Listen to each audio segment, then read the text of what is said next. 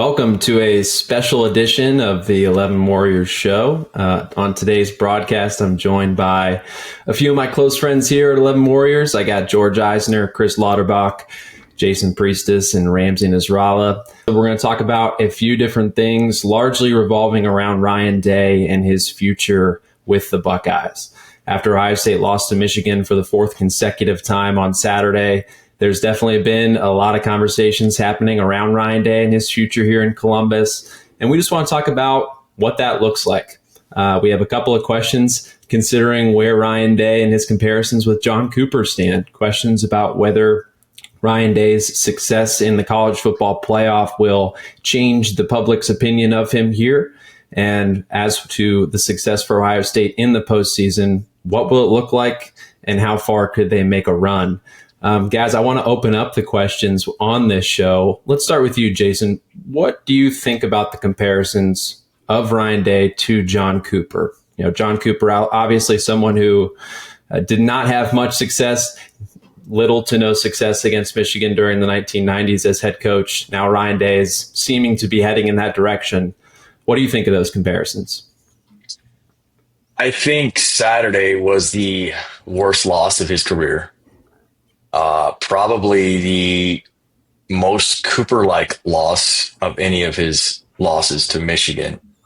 I didn't really buy it until this weekend because Cooper was known for, losing as an undefeated team to very mid-Michigan teams that were like 7-4, things like that. And then you look at like the last 3 years, the previous three Michigan teams that beat Ohio State were all CFP entrants. Like the 23 team won it all. It was a very good team. So I didn't really buy it. But that said, yesterday felt a lot like a Cooper loss because like the talent advantage was massive. It wasn't maybe like that the last 3 years. Michigan was a good team in 21, 22, 23. But yesterday, that Michigan team was terrible. I don't know that any of us on the 11 Warriors staff saw that coming. We were all very confident that Ohio State would win this one easily. Maybe not by 50 or anything crazy, but, a couple scores, 3 scores, 4 scores, whatever. And then, to see what kind of took place. I was at the game. The stadium was stunned. Like no one could even say anything when they were walking out. Like the whole stadium was in shock. So I didn't buy the comparison, but man, in terms of like losses, Saturday's was the most Cooper-like loss he's had. Ramsey, your pre-game prediction for Ohio State Michigan on Saturday was 42-0. I know that since that loss, you've had some comments about Ryan Day's future here. What do you think of those comparisons between him and John Cooper? Yeah, I expected the offseason changes to systematically remove what had kept Day from being successful in this game, Connor Stalions notwithstanding. I think that he sort of expunged that over the weekend. What I saw instead was all the fixes didn't really have any sort of impact on the game day operation. If some of us are old enough to have been at some of those Cooper Michigan games. You could see him constantly chewing his fingernails, like he couldn't get his hand out of his mouth. He was that nervous. And Ryan Day doesn't do that, but he had this catatonic look on his face for significant chunks of the game, and especially towards the end when the whole creeping inevitability of it all started to hit him. And I don't think that the Cooper comparisons are accurate, and here's why. Cooper had to rehabilitate and rebuild a program first. He went like 4-8 his first year. They didn't go to bowl games the first couple of years. And he had to sell Ohio on an interloper from Tennessee via Arizona and Oklahoma, that he could be an Ohioan and he could be trusted with the most important asset the state has. And it took him a while to do that. And when you talk about Cooper losing to Michigan, you're talking about a set of years where that took place, where you could say he should have beaten those teams. The first couple of years, they had him on the ropes with really awful teams. Those first couple of Cooper years were like Michigan's team this weekend. They really didn't have any business competing, and they did. They just didn't beat them. After the 96 loss, which I think is the closest analog to what happened over the weekend, Ohio State was favored by 17 points. They had already clinched the Rose Bowl, and it's creepy. The score is very close, 13-9 instead of 13-10. He completely coached with fear and trepidation and was terrified. And you saw that yesterday. So yeah, yesterday was the 96 game reincarnated. But after the 96 game, John Cooper wasn't the same Coop that lost to beatable Michigan teams. People lose that in history. From 97 to 2000, I mean, they won one game, but he coached really well in those games. He didn't coach scared. They were doing fake punts. They were wide open. They did like a reverse on the opening kickoff. Like they were doing all kinds of things that were like, oh, Coop is totally loosened up. The problem was that Michigan was really good, and they were losing those games. So from like 92 to 96, for those of us who are around, those are like Coop losses, like losing like Cooper. Even technically, it's always him. Yesterday was a Coop loss, but I would not give Ryan Day the credit that I would give John Cooper because he didn't have to build anything. He just had to maintain it, and he's failed to do that. Chris, as someone who also lived through those losses in the 90s, how would you explain your experience now watching Ohio State lose the previous 4 games and compare them to that era of Ohio State football? Yeah, I think where the comparison to Cooper does make sense is that Cooper lost a lot of Michigan games with equal or better talent.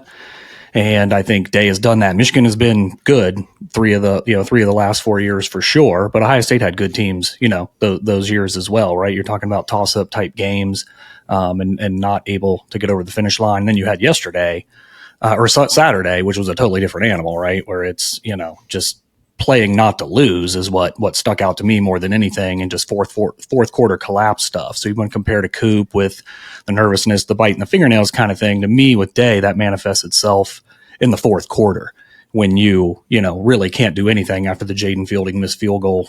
Toward the end of the third quarter, Ohio State has nothing, and Day really has no answer. Michigan's running 22 plays to Ohio State 7. You got the illegal substitution thing. Talk about nervous and just not really in control of the game and what's going on. I mean, that can't happen. I mean, that's high school stuff, right? That just cannot happen. So to me, that's where some comparisons to Coop come in, probably more than anything. And then maybe a little bit of just, I'm not sure. Day kind of grew up in this rivalry under Urban. And you knew Urban got it. So he's tried to copy those things, but I don't know how organic those things really are, right? It's just trying to copy the stuff that he saw work for Urban. And it's not. So, talking about toughness, talk about winning the Russian battle, trying to prove points that don't need to be proven, those kinds of things, like just being overly stubborn. All those things just go into it. And, I don't know, man. Saturday was a tough one for me. I feel like I've been in Day's corner, maybe not to the degree of Jason, but felt like, yeah, this guy can get over the hump. There's just been some bad luck. There's been Michigan cheating. There's been Georgia being generationally good. Are those facts or are those excuses is kind of where I'm a little bit torn. And then Saturday kind of push it over the hump where it's like, man, whether those things are true or not, can this dude really, consistently win the big game? And I'm not talking in Indiana. I'm talking a big game. Right now, I feel like that answer is no. George, I want to open up the floor to you, but I also will say that if you guys want to contribute beyond this point, please do. I think, George, you and I may have grown up in a time where I never woke up the morning of an Ohio State-Michigan game and expected Ohio State to lose. When I was growing up, there were some great games. There was 2006 Game of the Century. There was 2016 Curtis Samuel's walk-off touchdown. There's 2018 where I think Ohio State came in as an underdog, or at least people expected that maybe this was the year that Michigan was going to break through.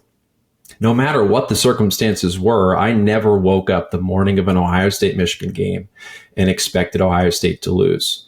But there's a part of me that feels like if Ryan Day is back at Ohio State next season, that I don't know if I could feel fully confident picking Ohio State. And I don't know if that's how you guys felt in the 90s with John Cooper as head coach, that maybe you reached a point where you weren't confident that he could do it. But it seems like now I'm getting to the point where if I'm going to pick between Ohio State and Michigan in Ann Arbor, it's going to be hard for me to pick Ohio State no matter the circumstances. Is that how you kind of felt, George, growing up? Well, I'm glad you went to me last on this question because, as you kind of alluded to, I, as the 2 youngest members of this panel, I don't have any conscious memories of this team before 2002. So I don't have a lot of great perspective on Cooper, and I'm grateful to Ramsey and Chris and Jason for sharing some of it with us. There's a lot of different touch points, I think, to look at here in terms of drawing that comparison. I will say that in terms of never having any belief that Day can get it done going forward. One of the interesting polls that and Chase, I believe you run a lot of the polls during the week on 11 Warriors, like just kind of week in, week out. I think that one of the interesting ones last week was in terms of wins that people are looking back most fondly on in the rivalry. The second highest receiving one for votes of the polls that we ran last week was the 63 or 62-39 win that was a Ryan Day win in the 2018 game that you just alluded to.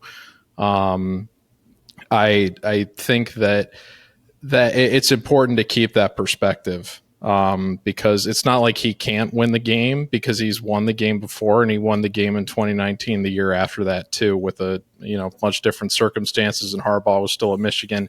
It's not like he can't get it done. It's just that we've gotten away from what the winning environment has been in recent seasons, and there were other contributing factors to that over the last 3 years that I think we as Ohio State fans can't as easily point to after the result that took place this weekend. I'm mostly referring to Connor Stalions in that sense. But I do think in terms of drawing that comparison between Cooper and Day, one other important thing to keep in mind is that Day has had the benefit of in the playoff era, and presumably will have this year and however many other years he's going to be at Ohio State. Even with losing this game, if Ohio State is still in a position to make a postseason run, the losses to Michigan at the end of the season aren't entirely compromising of the entire result as they have been in the past. And you wonder how someone like Cooper, if he had been coaching Ohio State in a similar environment, would have been able to salvage his own reputation if given that opportunity. I know a lot of people have been making comparisons to the 1996 game, where I believe Ohio State was also ranked number 2, as they were this past weekend. You wonder how, if they had lost to that Michigan team that I believe was still ranked like 13th or in the top 15 when that game took place, would that result have prevented them from still being able to compete in a postseason environment like the one we have now? And if they had been able to do well under those circumstances, would people still have so much ire for the Cooper era as they apparently still do to this day? So it's a tough comparison for me to draw personally, just because I didn't live through the raw emotions of it. I can understand where it's rooted in, but at the same time, I think that it's not necessarily the doom and gloom scenario. Like, we haven't totally reached that point yet. And it's important to keep a long-term perspective, although certainly the emotions coming out of what just happened are raw, and it's going to understandably put a lot of people in a position where they don't have a lot of belief in what's to offer or be offered going forward. It was a bad loss, bad loss. I think Coop might benefit a little bit from, time healing all wounds. You see that a lot with Ohio State coaches and certainly coaches elsewhere. But it's a great point thinking about what he would have been able to salvage had he had a postseason, because he had some really, really good teams that could bang with anyone, just couldn't get it done.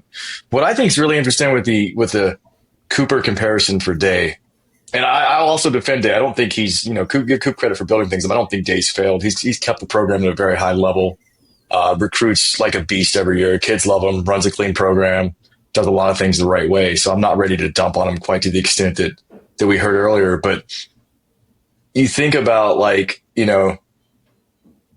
if you want to, every Ohio State fan I know has spent the last, 15 months screaming that Michigan cheated.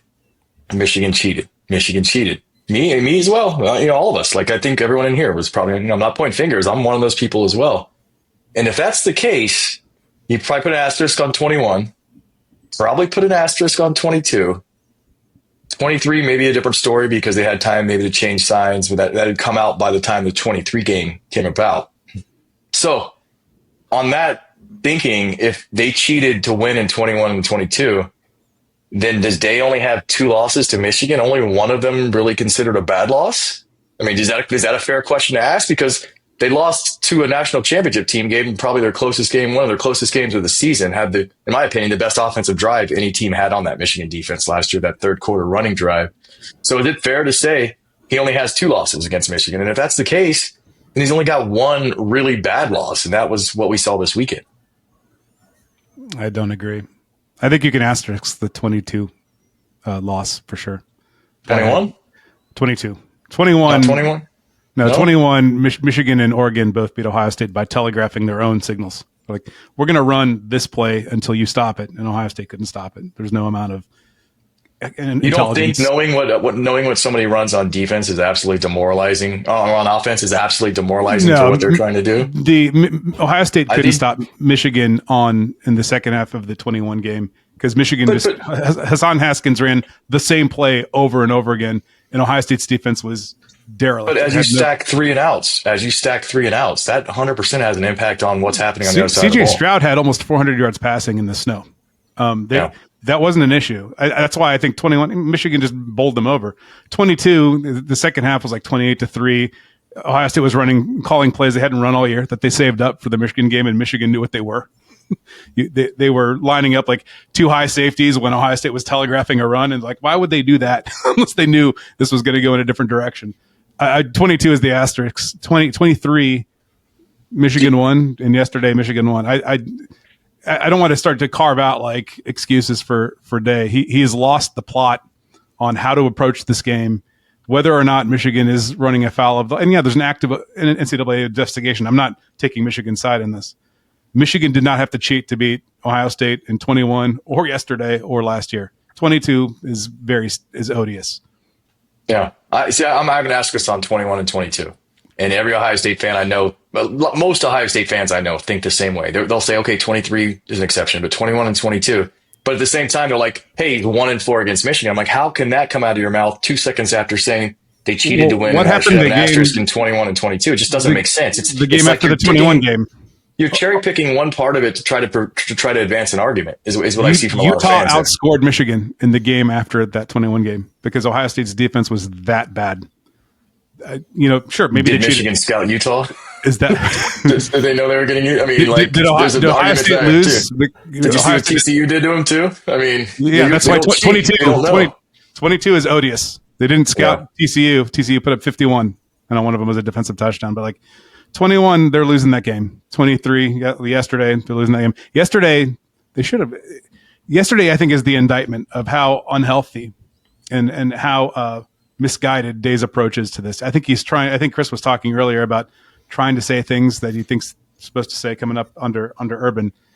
This is. I'm going to write about this week. I was in the Woody in 2019 when they awarded the 2018 pants to the team, and it was Day's first team, and he had Urban in there. Urban was now retired. He was going back to ESPN or Fox. I can't remember where he went to go broadcast right after Ohio State before Jacksonville.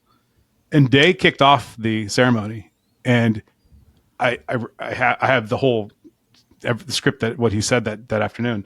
It was like reading a Wikipedia entry about Francis Schmidt, and he made the mistake. Like he was saying this in front of all the players in the Gold Pants Club, and he's like, "And this tradition started with this guy right here." Like Urban Meyer started the beating Michigan tradition. No, he didn't, and he talked about Francis Schmidt and Gold Pants from the 1930s, and then there's a huge gap there. Didn't say the word Woody or Hayes once. And it was like he was sort of trying to tell history when he hadn't studied for the test. And that was Urban then gave one of the best speeches I've ever heard in my life. And it's one of the most highest clicked stories on 11 Warriors ever because people focus on that part. But the part at the beginning where Day's teeing it up, that was the first red flag I had that, you know what, he's benefit of the doubt. He came up under Urban. He's got enough infrastructure around him. Surely he'll listen to people who have been here longer than a minute about what it takes to be successful here. And I was pacified when I saw Maurice Claret, who I know very well, and Jim Tressel with Ryan Day for a lot of the offseason and during games on the sideline. Saturday was like he shut it all out and went right back to what makes him bad in these games. He locked everyone out. And when they got that penalty for substitution at the end, like he is the head coach CEO who's supposed to have abdicated his 4 jobs that he was juggling during these games in the past. And it was quite obvious he took all of it back on Saturday and fumbled it in broad daylight. That is like the most serious indictment. He control freaked Ohio State into a loss that never needed to happen. He does not get this rivalry at all. I don't care what Michigan's doing. He does not get it at all. And I think to that point, relative to putting asterisks on 2021 and 2022, even though it's easy for us as Ohio State fans to say that to make ourselves feel better, when we're making that point, we're often doing it when addressing the common college football fan or the Michigan fan in terms of trying to set the narrative of what, the reality of the situation is. The latest result is wholly invalidating of that point because of the way that the game was lost, largely due to a lot of decisions that you can trace back to Ryan Day. It's too easy for Michigan fans and for common college football fans to look at what happened and say, the reason that they've been losing to Michigan is because Day has been, snatching defeat from the jaws of victory in the same way that he did in the last three instances and the way that he did when Ohio State was presumably poised to finally get its bounce back, and when they had the largest spread in favor of either team in the rivalry in recent years. So it's a difficult situation to be in as a fan given the latest result. Well, let me ask you guys this, considering the points that have been made about Day's approach to the rivalry, there are some fans, I think, that believe that those tendencies that show up in the game also show up in some of Ohio State's premier matchups against top 5 teams, top 10 teams, ranked teams. We can call it what you want. But in Ohio State's matchup games, I think there are some that believe that Ryan Day may have that control aspect that causes Ohio State to have a lack of success against teams like Georgia, against teams like Oregon, and against teams that will show up in the 12-team college football playoff this year. So with Ohio State coming off of a loss to Michigan, has that changed your perspective or maybe your expectations on what Ohio State can do in the playoff this year? I want to start with you, Chris. I know you didn't really get much to add there at the end of that Cooper conversation. I think it changes it a little bit, but I think these games still come down to matchups. I mean, college football has evolved so much. I think it's like the NFL or anything else. You're looking to exploit what the matchups are. And can you identify those and can you, exploit those kind of thing? To me, that was what was so puzzling about Saturday was everybody knew the strength of Michigan's team was its interior defensive line, but you run it up the gut 17 times for 34 yards. I don't know why. It's inexplicable to me that you do that. The fact that you're almost a 50-50 run balance before the last drive when you've got to throw it 5 plays in a row because you've got to go down and try to kick a field goal kind of thing. I think they'd only ran it or only passed it 2 more times and they had ran it or something like that in the game when they're getting, 2 yards, 3 yards a carry basically. So I to me, it's just more about, I'm a little more concerned about the playoffs than I would have been before. Because, to me, a 5 seed would have been great, right? You got a 1 seed or you got a 5. A 5, you're kind of in the catbird seat. Now you're looking at maybe a 9 or something like that, where all of a sudden you're going to be on the road on the first, in the first game against someone. So I do think that that's a thing. But ultimately, it's going to come down to what is that team that Ohio State plays. Because right now, I don't care who's coaching. The offensive line right now is a problem. Losing Seth after losing Josh was huge. Hinsman is obviously a better left guard than he is a center. And Seth and Simmons were your 2 best linemen. I think this line collectively can pass block a little bit, but I don't think it can run block very well. If you look at Indiana and Michigan and look at those 2 games in a nutshell, Ohio State averaged 3.04 yards a carry, and it's under that if you take away Trey's 39-yard run at the end of the Indiana game that was really mop-up duty that he turned into, scoring a touchdown, which I loved, by the way. But, that wasn't that was kind of like the game was over at that point kind of thing. So averaging less than 3 yards a carry, I think, is going to be a problem in a playoff game, depending on who you play. But what we'll see. I think the one thing you do have to take away, whether you want Day fired tomorrow or whether you're in Day's corner, there were some things that happened in that game that I swear it's like, it's not just Day. It's like Ohio State is kind of snake bitten right now for whatever. Probably some of the same reason they won. They controlled the rivalry for so many years there. Now you got stuff where you expect Howard to have 1 potentially boneheaded play, but to have 2 is tough. To have, kickers miss field goals. I get that. I know it was a windy day, but you're talking about kicks in the 30-yard range. Fielding was 8 of 9, I think, coming into that game on the season. Perfect between 30 and 39. had missed one. I think he was like 5 of 6 between 40 and 49, and he misses a 34 and a 38 from each hash. So, I mean, it wasn't like, oh, he prefers one side or the other. Like, just those kinds of things happening. You're like, good Lord, what the hell else can go wrong here, kind of thing. But I do think sometimes in those games, though, teams can be a reflection of their coach. And I do think he plays that game and coaches that game not to lose and plays very uptight and nervous. Same thing you saw with Cooper. Those freak things happen because the team just, I think, could feel the tightness of the head coach.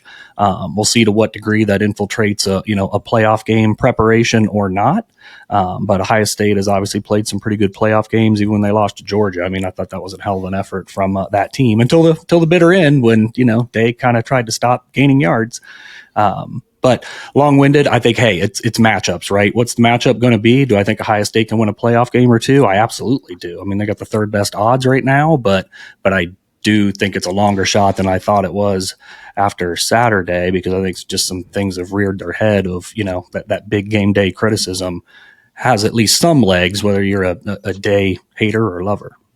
Yeah, I mean, I think that, like, I don't know, I'm probably the most optimistic here because I try to, I'm just a pretty optimistic guy when it comes to my teams, but I don't like how he didn't, Tressel would have something special for Michigan. Urban would have something special for Michigan. We didn't see much. I guess we saw a 4th down run. It was kind of like that was special, actually. That was the whole day was special. I mean, that was a fun play, but it wasn't like, Michigan dialed up a pass, a double pass, and, they got Burke for PI on it. You need 1 or 2 of those in those games. I think for better or worse, he's very in tune with image stuff and what's said about him and his team, probably to his detriment at times. And, especially as an outsider, a guy from New Hampshire, who it's very easy for, him to say the wrong thing. And everyone's like, see, he's from New England. He doesn't get the rivalry. Get his ass out of here. So I think sometimes he's in his own head too much. And I'm optimistic in that sense because, there's only one team that, can hurt us, and they're not in the field. I still think Ohio State's one of the best teams in the field. There's not a single team, especially this year. There's no 95 Nebraska. There's no 2001 Miami, in this playoff field. There's no team where I look at it, I'm like, I don't want any of that. Any team out there, I will cheer for and go into the game thinking my Buckeyes have a chance to beat this team, have a good chance to beat this team. So I do like their chances. I'm not convinced they're going to go on the road in the first round yet. I think they're a 9 potentially right now, but there's 2. There's an SEC and an ACC, or an SEC and what's the other one there? Maybe a Big 12 championship game that's going to have some movement, or the Big 10. If Oregon thumps Penn State, they're going to fall behind the Buckeyes. Chance to host a home playoff game. Still have a lot of dudes concerns about the line, but I think where I'm at right now is he just has a mental warp against Michigan because of some things that have happened. And what's really tragic, man, is that it got to this point by them bending the rules. And I think that's really profoundly unfair. And really, to him, I feel bad for him in that regard. I do think that everything you said about him being in his own head is correct. And that's what makes any other team a threat if they are audacious as Jim Harbaugh is to pick at the scab. He's Marty I don't McFly. see that against other teams. I only see that against one team. If Kirby Smarts decides to say, you know what, Ryan Day's impeccable record, but he's got this funny looking. You can get in his head so easily. It's so obvious that Jim Harbaugh. He's still that game plan yesterday, running against Michigan's only strength repeatedly, was to get back at Jim Harbaugh. Like, look how tough I am. I'm conceding the game by playing to your only strength instead of to all of mine. And something you said, Chris, about Jaden Fielding and the mood of the coach, I think, is spot on. There's a difference between converting a 3rd and 26 and getting to a 4th and 10 and kicking a field goal. Then 3rd and 10, what did they do on that 3rd and 10? They ran it at Mason Graham and Kenneth Grant for no gain. And then they sent in Fielding, and he was like, that you just changed the temperature it was the wrong temperature, and the temperature comes from Day. It comes from the play calling. And the last thing I want to bring up is something we've probably all noticed all year, and Kyle Jones isn't on here, but he might be able to speak to it. Ohio State's been playing progressively slower throughout the year. They started out with some tempo, and then you're like, oh, they're being methodical. They're choosing what to do. If you sit back, and this might be a little tinfoil hatty, it sure seems like Ryan Day is getting the last right of refusal for the play calling coming down from Chip Kelly. and that's why it's taking so long to get plays in. And you can see the team looking at the sideline like the last 3 years, in the back half of the season, where instead of it's just going to the helmet or to a signal and Will's taking the snap, they're looking at Day, and Day's being like, all right, that's the play, or actually here's the play. Are we sure those are? I assume those are line formation checks. They just do as an order of process. It could be, but just based on the type of play calling we've seen, especially Michigan, and then some of the other games like Northwestern, they held back a lot. And the optimist says, like, you don't want to show everything, but they were showing everything at the beginning of the year. It's changed. It's been really fluid throughout the year, and it starts to feel like the clench of the head coach who used to have 4 jobs and misses 3 of them, trying to get some of them back, and it culminated yesterday. I can't recall what NFL game it was specifically from this past season, but I remember listening to Tony Romo on the call speak about how so many NFL teams, even when they've struggled for an entire half, you see so many teams succeed in the 2-minute drill moments because they're all of a sudden they're just kind of operating on instinct and plays that they've rehearsed a lot because they're in like an urgency, have to go now, not really think about it mode, and they're just kind of operating on reflex. And that's why you see so many teams that are able to generate points towards the end of half, is because they're going through those plays.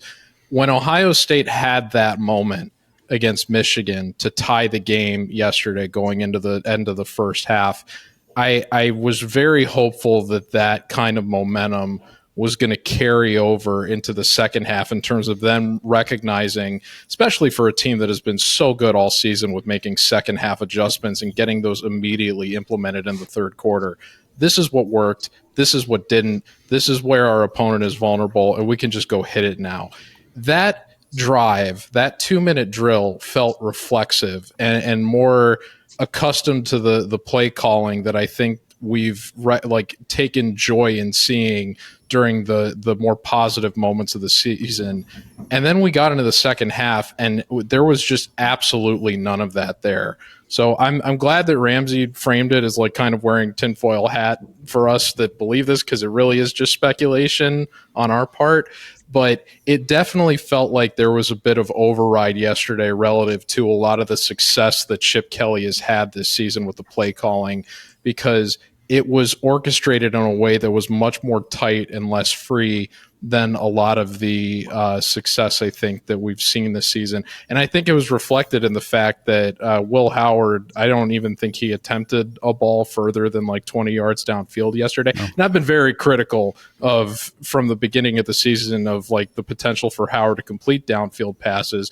But the fact that you're not even attempting, like showing a threat to stretch the defense in that sense, whereas you've been unafraid to do it in spite of the goodwill, bad will, as we've kind of paraphrased during the season, potentially coming home to roost. It just kind of limited their approach to where it was easier for Michigan to prepare for it. And it was just a very atypical performance where I'm willing to believe that there was more of, in a season that was supposed to be about Dave finally learning to kind of give himself a break in terms of micromanaging so many elements of the game and deferring to his staff to make a lot of these difficult decisions. It did not feel like that was what was going on yesterday. Yeah, they had 2 actually, but they're not going to be in the stat sheet. They were both PIs on Jeremiah. You could see from the stands, you could see they shaded safety to Jeremiah cover corner the entire game. I think that he had a plan going in, but as soon as Will threw that pick that turned into 7, I mean, look at Ohio State's first drive. It was nice. They didn't get 7 out of it, but they got 3.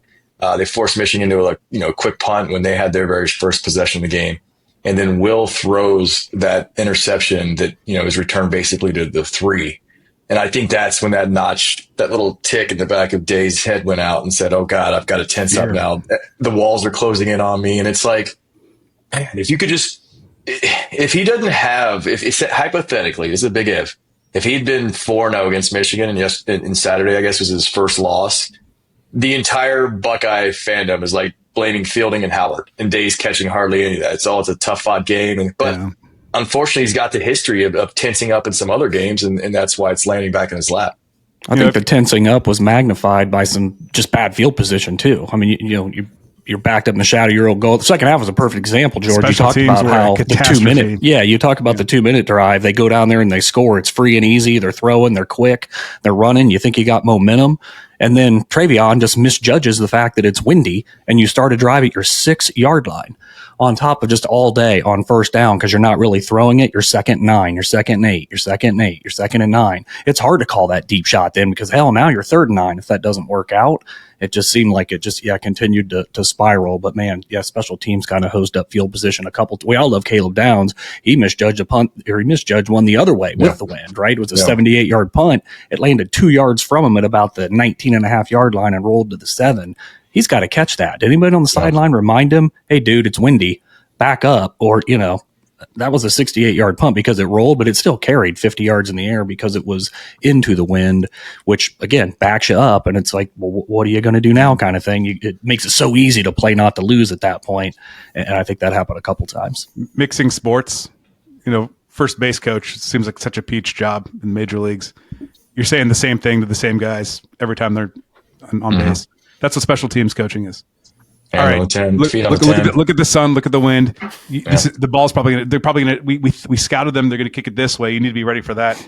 And it feels like every single time under the entire day tenure, they're going out like, let's just see what happens. There's no real plan for anything. One last thing, if you would have told me one stat, we could break down so much of this game, which we are, but if you told me one stat from this game without any other information, I could have told you ahead of time Ohio State was going to lose. They attempted 3 field goals against a 22-point underdog that can't throw the ball. If you go up 14-0, that game is over.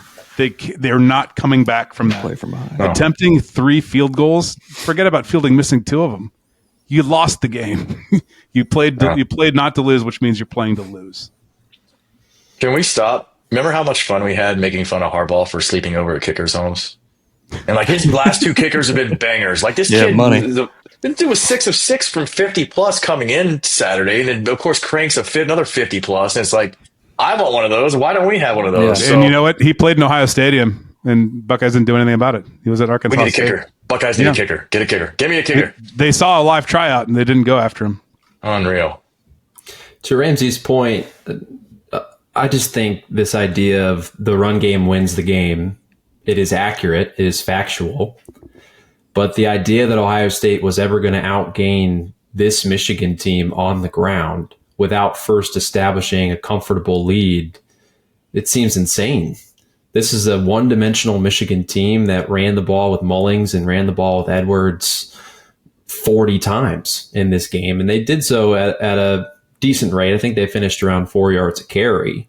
But Ohio State was just never going to win this game on the ground unless it first built a lead, probably through the air. And that's what was so confounding to me sitting up in the press boxes, watching them call run after run after run up the middle, when it seemed like Ohio State's wide receivers, which Wink Martindale called 3 werewolves heading into the game, were constantly beating their man on the outside and an ability to get the ball stretched and vertical.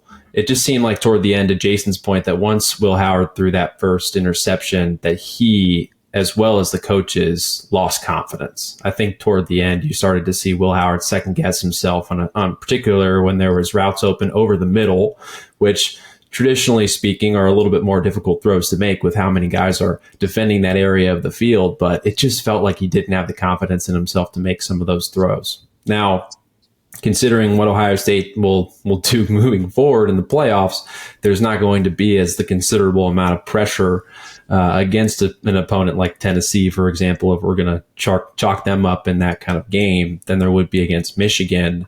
But if I can parlay that question into something, guys, what do you think of Ohio State's chances in the college football playoff? And with that being said, what would a success need to look like for Ryan Day to continue as Ohio State's head coach? Is there any outcome outside of national championship or bust that keeps Ryan Day in Columbus next year and beyond? George? I'll jump in. I think it's smart to understand that administrations are typically more patient than fan bases. I think if you ask the fan base right now, they would say national championship or he's gone. And I think that a lot of fans would firmly believe that would need to be the case. I don't know if the people at Fawcett necessarily think the same way. So for him to get fired, I think he'd have to flame out in the first round and like not look good losing to Tennessee. Lord, God help us if you host a home playoff game at the Shoe and you're playing an SEC team in 24-degree weather and they lose that somehow by 2 scores. Like that's a disaster. That's a catastrophe. So personally, I think that's what would have to happen for him to lose his job. I think if he wins 1 game, he's back next year. If I think he makes a big run, gets to the championship, which again, like, I don't know why Buckeye fan. Well, I do know why, because we're all irrational idiots, and I include myself in that batch. But like, you don't see it right now. This is still one of the best teams in college football. It's still one of the best teams in college football. So I can see him making it to the championship game. I can see him, who knows, getting lucky and winning it. But I think he's back saving some disastrous first round game. Again, administrations typically move a lot slower than fans, and for good reason. Like if it was up to us, we'd have new coaches every 2 years in every sport, and we'd never get anywhere. I've got a very unconventional perspective on this because I had much more conservative expectation when we were at the beginning of the season, and there were a lot of people saying this is probably going to be the best defense in college football. Usually Buckeye fans come into the season saying it's national championship or bust anyway. My only goal and hope for this team, given the last 3 years, was just rectify the wrongs against Michigan, and I will be emotionally satisfied with whatever else the result is. If Ohio State had won against Michigan this year and then lost the Big Ten championship and then lost in the first round of the playoff, I think I would have had a more positive opinion still of Ryan Day than I do in this moment. It's very, very difficult for me to be optimistic about this team executing in tense situations against the highest level competition based on what just happened against the most inferior opponent that I can remember them losing to in quite some time, and it being in a game that held so much importance. So I do think that this team has the potential to win in the first round of the playoff, depending on what their matchup is. I do think that I think Day has probably more job security than the pessimists in this situation, which I'm willing to put myself in that group based on what I just said, want to admit. But I am also of the opinion that what happened yesterday was an inexcusably horrible result, and it can't be overlooked in the grander scheme of what you want this team to achieve. We were willing to forgive what happened on the last drive of the Oregon game because Oregon has been the best team in the country this year and are still proving to be that as we get to the end of the season. But we've seen a pattern now, not just against Michigan, but in a lot of games against high-level opponents that maybe not necessarily this, because again, I know there's a lot of people that want to write off Indiana and Penn State and say, oh, yeah, they're top 5 wins for Ryan Day, but come on, it's James Franklin in Indiana. But those are top 5 wins for Ryan Day, and he deserves to be credited for those. Absolutely.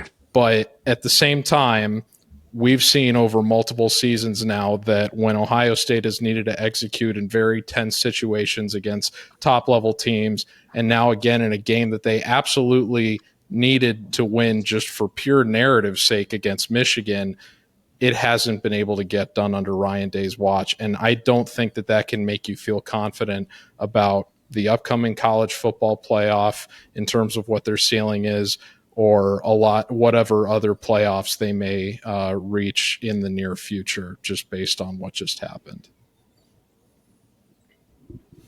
I think at this stage of the game, you've got a question: do you really, do you think he's built for it, or do you not? It's not just the Michigan game; it's Michigan games, it's big games. I give Penn State for sure. I gave Indiana at the time, and I still think it's a good win. When the dust settles, will any of us think Indiana's a top 5 team this year? I think the answer is probably no. But we'll see. We got a lot of guys that, I mean, I don't know, I felt like, was it Heartline that came out afterward and was like, man, do you guys watch film or something like that? Like the highest, you know how confident Day was going into that week, right? More confident we've ever seen him probably for a big game like Ohio that. State watch film? That was the reason, right? Sure. They thought they had a huge advantage in that game, and they did. So, I'm just, like I said, I'm not sure. I think Indiana's a great story. I'm not sure they're a top 5 team this year. They were when they played. But again, we'll see how it shakes out. But, I mean, the whole built for this thing, I don't mean that as a slight at all. I just think about how he's, in his own head in some of these games and that kind of thing. And just, we've seen Urban with the headaches. We see, Cooper looked like he aged about 20 years and in 5 years kind of thing. Is Day going to look like Nick Nolte in 2 years if this keeps up? I don't know, right? Like, I think that's a question I have is, does he, feel like he does, but does he want to do this? I think you're asking the right question. It's not what does he have to do in the playoff? He is who he is. We've been saying for several years. He would rather be proven right by doing it his way than by listening to anyone.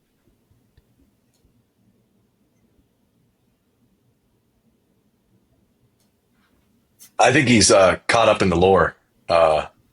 He's read the lore, like how many articles are on 11 Warriors? That's right. You're good. Yeah. How many, I think Day's caught up in the lore.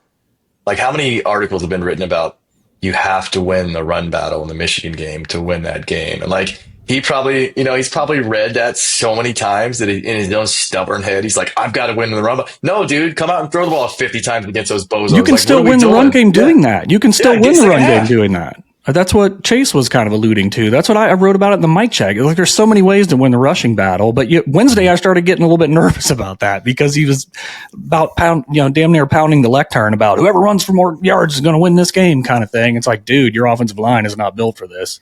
It's not. Chase and George in '97, Michigan won the national title, and Ohio State played them there. And Michigan had 42 carries for 42 yards because Michigan believed what Ryan Day believes. And Ohio State should have won that game, but they punted to Charles Woodson, and Stanley Jackson threw an interception in the end zone, and Stanley Jackson threw a pick six to a defensive end who was lost, covering nobody. He just threw it to a Michigan player who ran it in. The Michigan should have lost that game doing what Day did yesterday, but Michigan didn't let Ohio State off the hook yesterday. They just played their version of mediocre man ball, and it was good enough. I'm going to end with my comments with Cooper because we began them with Cooper. His biggest win that wasn't against Michigan was the Rose Bowl. And against Arizona State. They were number 2 in the country. They were undefeated. Arizona State's the national title winner outright if they win that Rose Bowl. They went ahead with like a minute left. Arizona State did. And they were already celebrating. And Ohio State went down the field and scored a touchdown, but people forget the details. Joe Germain threw a pass to DJ Jones who couldn't catch anything, couldn't catch a cold. He dropped it. And then they OPI'd their way down the field. No one could cover David Boston. And I was thinking about that after the game on Saturday. No one can cover Jeremiah Smith. And they got 2 OPIs. And so at the end, they're like, just throw it towards David Boston's down there somewhere. Do it. And one of those was uncatchable, but the guy was wearing him like a cape. Like, big players make big plays in big games. And Ryan Day kept them from the opportunity. And that's one place where John Cooper separated himself from Day. In that game, he was like, that's our best guy. Throw it to him. Do that. I don't care about stats. That's the guy. And that's how they won the game. And that's how Ohio State lost the game, by keeping their best players from participating. So to Chase's the original point, I think I've already answered, but what about your other guys? Is Ryan Day the head coach of Ohio State next season? I think he is. I think it would take a flame out in the first round, like a bad loss. Like you said, I don't know if it has to be at home or away, whatever. But if they flame out, I could see something happening, whether that is Ohio State making the decision or even potentially, Day trying to find an exit strategy kind of thing. I could see either of those being true. Yeah. But I don't know that I think that will happen because I think Ohio State is better than they looked on Saturday. I think that was just a You throw the elements on top of just the offensive line versus the defensive line and Day's stubbornness or Chips or whoever it was to decide to run the ball up the middle all day long. If you get a little bit different matchup here, I don't think it's going to, I don't think they're going to completely flame out. And I think that's what it would take. If they lose a close first round game or if they win a playoff game, I absolutely think Day will be back if he wants to be back. That's one of the two deciders. Day, if he decides this isn't worth he's like a coal miner getting black lung. Like, you don't have to do this. You could do other stuff. You could work somewhere else. The other decider is the money, because administrators don't make decisions. Boosters make decisions for administrators for roles like this. Not like a dean of medical school. This is the football coach who's asking for another bag to fund another team, and he finished 4th in the Big Ten with a very well equipped, very well compensated team. And if he wants to keep doing that, he can't finish 4th. So if the money decides they'd rather spend their cash on a buyout, find someone else, that'll be one decider. The other will be the guy that's clearly suffering from a hostile workplace environment. It is interesting that Ohio State just hired the athletic director that gladly paid Jimbo Fisher's buyout at Texas A&M. That being said, I do think that there's still enough confidence in the overall accomplishments that Day has had, and that the playoff will present an opportunity for a bit of redemption, that they could lose a slim game in the first round of the playoff, and I think that he's probably still going to be given an opportunity to come back next year. In that scenario, I would say if he is not the head coach next year, it's more likely that he leaves of his own accord than he's removed from his position. If the first round of the playoff is a mounting catastrophic failure compounded by the result that we just saw, it would be hard for me to imagine that he's back next year. But again, we don't know what the matchup is going to be, and there's still a lot of time before that first round playoff game. We don't even know where it's going to be. So all we can do is speculate, but in the worst case scenario, I would imagine that he's not the head coach next year, but I think more likely than not, we are going to see him back. Remember, another variable real quick is signing day as well, right? Like, it's not just about this year. It's about continuity going forward and what kind of talent you may lose if you get rid of a coach. And you've seen a lot of the recruits come out over the weekend after the loss, kind of reaffirming their commitment. Sanchez, a lot of the big names. So it almost makes you feel like, and I know, players commit for a whole bunch of different reasons to a program. The head coach is certainly a big one, but not the only one. But when you see some of those kinds of things as well, and then Bjork on Sunday made some, pretty affirming comments. I think it was, left the door open maybe a tiny bit there, depending on how you want to interpret it. But it feels like, if Ohio State doesn't have, some sort of mass exodus on signing day or anything unforeseen like that, that's another factor to think about, is that, if you change coaches, it's because maybe you're willing to eat a year. Maybe you are, right? But you still got to be thinking about the long term. If you risk potentially losing who you think the quarterback of the future is, or any of those kinds of things. I mean, those are variables that we haven't even touched on that are absolutely part of the conversation now. Well, thank you guys for all of your comments. This has been a very entertaining conversation to talk about Ryan Day and his future here at Ohio State. Again, as George just mentioned in that previous segment, we don't really know. We're all just kind of guys talking about dudes, and it's just something that we'll see what happens here in the next couple of weeks. Ohio State, it seems like it will be likely to be a college football playoff entrant, and who knows what can happen. In a year like this, it doesn't seem like anyone's really elite. Ohio State's still around 3 or 4 in the college football playoff title odds.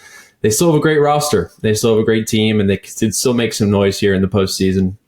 But guys, thank you for joining us, and thank you for listening to this special edition of our broadcast.